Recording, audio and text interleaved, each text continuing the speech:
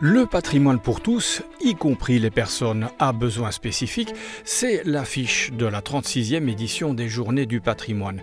Et en la matière, le Mondaneum fait office d'exemple. Historiquement, le Mondaneum voulait partager la connaissance à un maximum de personnes dans un but de paix. Il s'imaginait que si on se comprenait les uns les autres, on allait pouvoir effacer les barrières et éviter les conflits. C'est aussi un peu ça en fait avec l'accessibilité aujourd'hui. En comprenant le handicap de l'autre, en comprenant sa déficience, mais on peut peut-être aussi créer moins de conflits et créer plus de compréhension.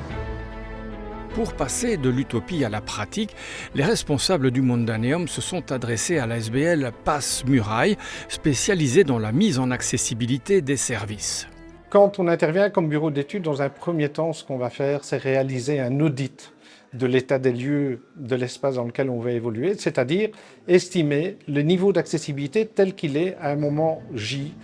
Parmi les recommandations de Passe-Muraille, des places de parking réservées, l'installation d'une double rampe, des textes en braille, un dispositif d'audio-description ou encore ces reproductions des bustes d'Othelet et La Fontaine, les fondateurs du Mondaneum. C'est rare de pouvoir toucher quelque chose dans un musée. Et encore plus rare de pouvoir jouer. Sur base d'une question très simple, Paul Othelet, l'un des créateurs du Mondaneum, a mélangé ses archives. Tu dois l'aider à les replacer dans les bons tiroirs. Et donc, en fonction de si c'est un animal, une forme ou un fruit, eh bien, la personne va être amenée à devoir reclasser les choses. Et donc, de manière très simple, là, il va comprendre un concept qui est le concept de classement que le Mondaneum a fait dans ses petits tiroirs. Destinées aux personnes affectées d'une déficience mentale, ces boîtes font également le bonheur des petits visiteurs.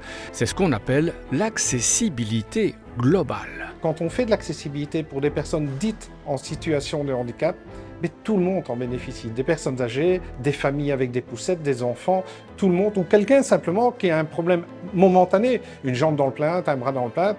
En Wallonie, la SBL Access-I délivre une certification en matière d'accessibilité. Et en Hainaut, la province octroie un subside aux opérateurs qui souhaitent la décrocher. La province de Hainaut, via sa fédération provinciale du tourisme, accorde un subside à la SBL Access-I. Ce subside va permettre à Access-I d'aider les opérateurs à rendre leur site plus accessible au public. Donc au total, c'est une enveloppe de maximum 1 500 € qui est disponible pour les prestataires touristiques.